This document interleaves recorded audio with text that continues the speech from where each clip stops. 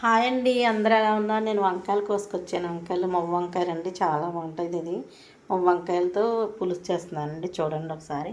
కావాల్సిన పదార్థాలు చెప్తున్నాను. టమాటాలు కూడా కోసుకొచ్చానండి. నాటు టమాటాలు, నాటు మొవ్వ వంకాయలు చెట్టులోకి వెళ్ళి కోసామండి. చాలా బాగుంటాయి కదా.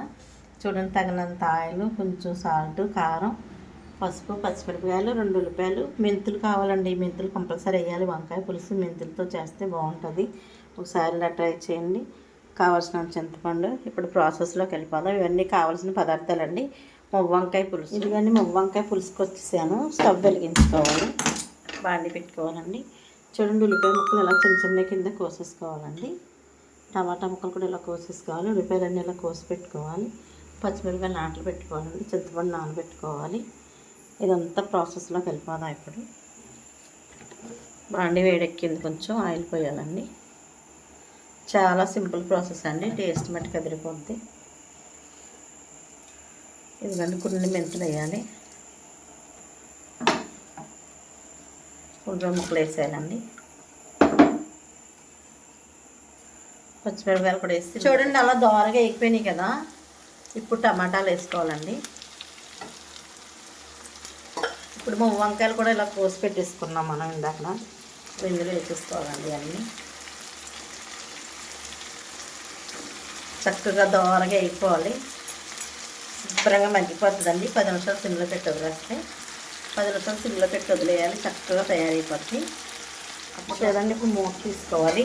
చూడండి, అలా మగ్గిపోయింది కదా. ఇప్పుడు సరిపడా సాల్ట్ వేసుకోవాలండి. సరిపడా సాల్ట్, సరిపడా కారం, కొంచెం పసుపు. ఇందాక నేను బెల్లం చూపించలేదు. బెల్లం వేయాలండి. ఇప్పుడు బెల్లం వేయాలి. బెల్లం వేసిన కొంచెం వాటర్ పోయాలండి. కొంచెం వాటర్ పోసి మళ్ళీ 10 నిమిషాలు సిమ్లో పెట్టాలి. మొవ్వ వంకాయ పులుసు అయితే తయారైపోతుంది కదండి. ఇప్పుడు చక్కగా దీంట్లో చింతపండు పులుసు పూసుకుంటున్నాం. పోసేసుకోవాలి. పోసేసుకుని ఒక 2 నిమిషాలు ఉంచేయాలి. 2-3 నిమిషాలకు ఉడికిపోద్దండి. సిమ్లో పెట్టుకున్నా బాగానే ఉంటుంది, హైలో పెట్టినా బాగానే ఉంటుంది. ఒక 2-3 నిమిషాలు ముగమలాడే వంకాయ పులుసు అయితే రెడీ అయిపోయిందండి. మొవ్వ వంకాయల పులుసు. చూడండి, నేను టేస్ట్ చేస్తున్నాను. టేస్ట్ చేసి ఎలా ఉందో చెప్తాను. 2 ఊరిమిరపకాయలు పెట్టుకున్నానండి. ఊరిమిరపకాయ, ఈ మొవ్వ వంకాయల పులుసు చాలా బాగుంటుంది. నేను బ్రౌన్ రైస్ కదండి, బ్రౌన్ రైస్ పెట్టుకున్నానండి.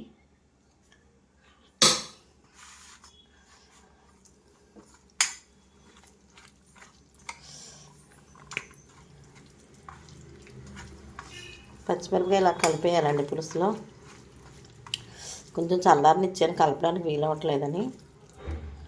ఇప్పుడు చూడండి, చక్కగా చల్లారిపోయింది కదా. వంకాయ ముక్కలు ఇవన్నీ ఇలా కలిపేసుకోవాలండి. ఇలా కలుపుకొని జోరుగా పులుసు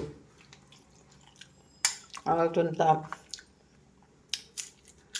ఊరిమిరపకాయలు నంచుకోవాలండి. కొరుక్కుని అలా తింటే కనుక అసలు చాలా చాలా బాగుందండి మొవ్వ వంకాయల పులుసు. మెంతులేసి ఇలా మొవ్వ వంకాయలు టమాటాలు పులుసు చేస్తే చాలా బాగుంటుందండి. ఈ ప్రాసెస్లో చేసుకోండి. అవి ఊరిమిరపకాయలండి, నేనే వేసాను. చాలా బాగుంటుందండి. అలా ఊరిమిరపకాయలు నంచుకుని ఇలా మొవ్వ వంకాయ పులుసు చేసుకునేది ఏంటంటే అబ్బా, చాలా చాలా చాలా బాగుందండి. ఈ ప్రాసెస్లో మొవ్వ వంకాయల పులుసు చేయండి.